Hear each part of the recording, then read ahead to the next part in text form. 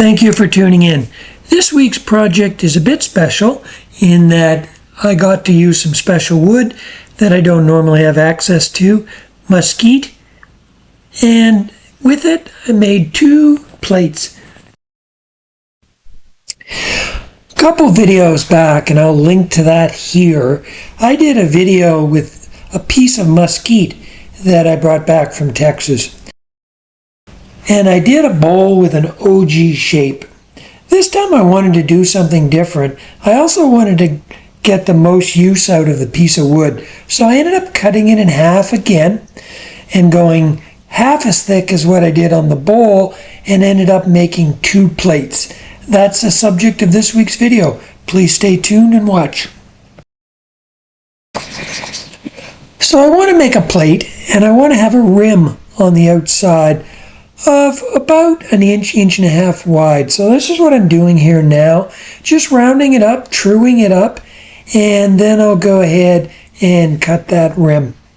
What I didn't show is I did end up cutting a tenon on both of these pieces of wood.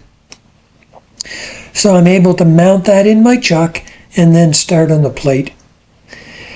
So this is going to be the width of the rim here basically, and now I'm going to create a bead and start hollowing the inside of the bowl out.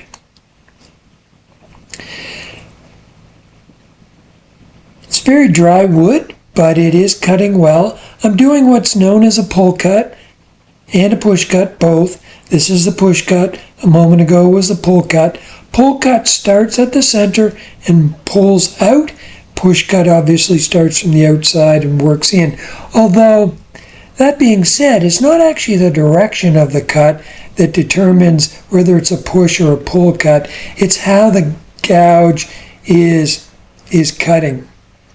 If you're pulling it, then you're really just cutting with a tip, whereas when you're pushing it, you're riding the bevel a little bit more. So now here I'm just shaping the outside as well. I'm going to go ahead and shape most of the outside and then cut the inside to match that profile. I decided to put a bead here on the outside of the plate, and I'm just using my skew chisel for that. It's just a bit of a decorative feature, doesn't really serve any purpose other than that.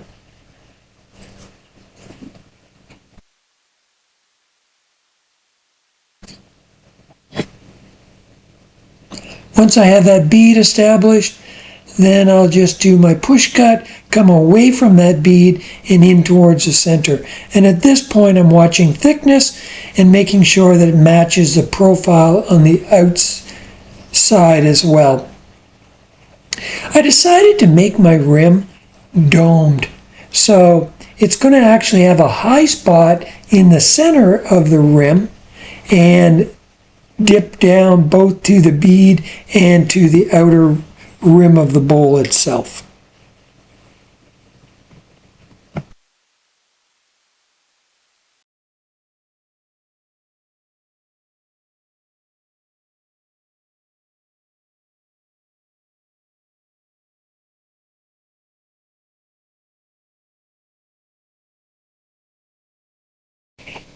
Here I'm using my round nose carbide scraper, and that does a good job at shaping this rim. It's a little short to use the bowl gouge. I wouldn't really be able to ride the bevel very well over that small space. You will notice that dark spot there. There was a crack that went towards the outside of the rim, and I just put some CA glue on that to stabilize the crack, and I also filled it with some sawdust, and in the end that's not even noticeable.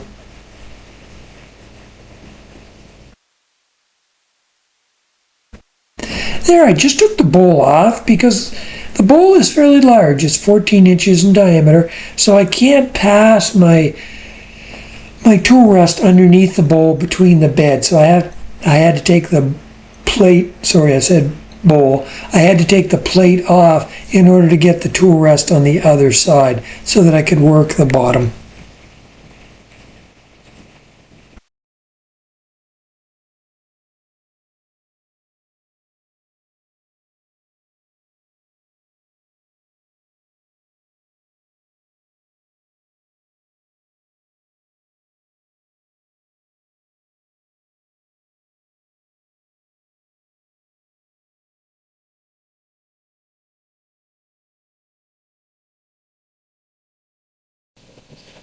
Now that the bottom profile is set, I'll just work on the inside and make sure that I match it so that it's a uniform thickness.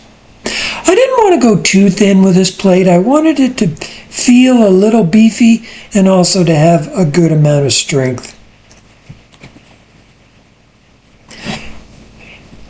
I can use my feeler gauges to determine the thickness, but to be honest with you, after a while your fingers develop the ability to be able to determine the thickness fairly accurately, especially on a shape like this that you can reach evenly. Sliding your fingers up and down, you can find any high spots quite easily. Once the shape is set, then I'll switch to my negative rake scraper that you see here. It doesn't remove a lot of wood, but what it does do is it does a good job at flattening the surface out. Now I did have some ridges there that were fairly large, so I ended up going back over them with my carbide scraper before going back a second time to the negative rake. And you can see the line right there, right where I'm working. There is a tool mark there, and that's what I'm trying to get rid of. Yes, you can sand it, but that's a lot of sanding. Your negative rake scraper does a good job at removing those lines.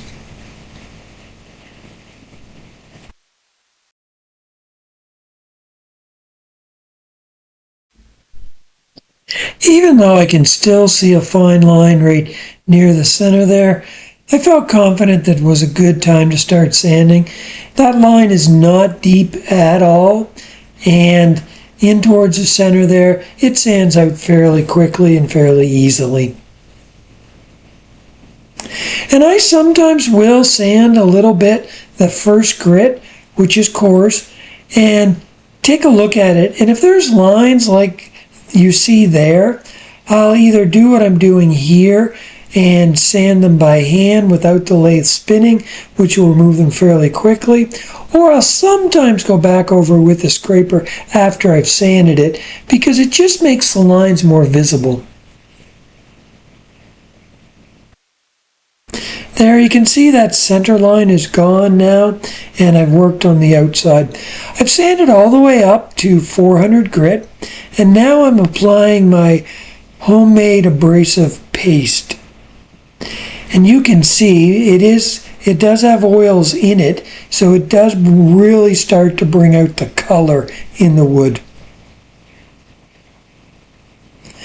When you apply this is abrasive. You want to apply it first, turn it fairly fast to generate some heat, and then keep switching to a clean part of the cloth, and I check it to make sure that the cloth is clean after I've rubbed it. That way you know that you've removed all the abrasive.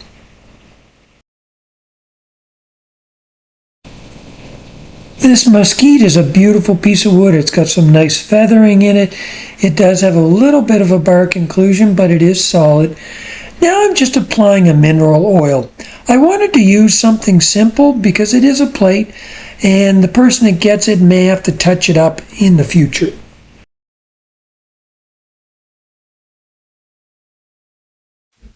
Here I just have a piece of wood mounted in my chuck with a piece of non-slip that's permanently glued onto it.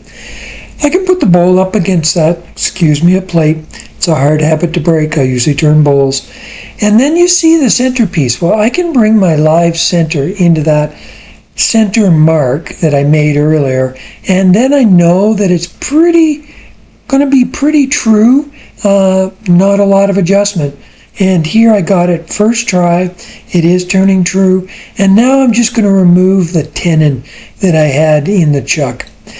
Always make light cuts. The other thing that I want to do is try not to put side load on it, but try and push into the drive center so that it doesn't slip.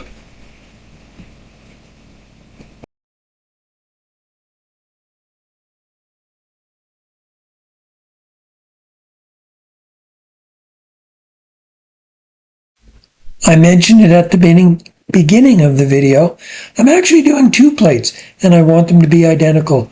So here I'm just using my level laying across the rim. I'm using that as a reference and then using my caliper gauges to make sure that the depth of the bowl is the same. So here's the finished product. I was very pleased with the way they turned out. Very identical plates. I did weigh them. They were less than 10% difference between the two. And here's the bowl from a couple weeks ago, so you can just get an idea of that. So that's one half of the wood went into the bowl and the other half into the 2 plates. Now you'll notice the bowl's quite a bit darker, but that's just oxidized a bit. It had the same finish applied as the plates, so I'm sure the plates will darken up a little bit more as well.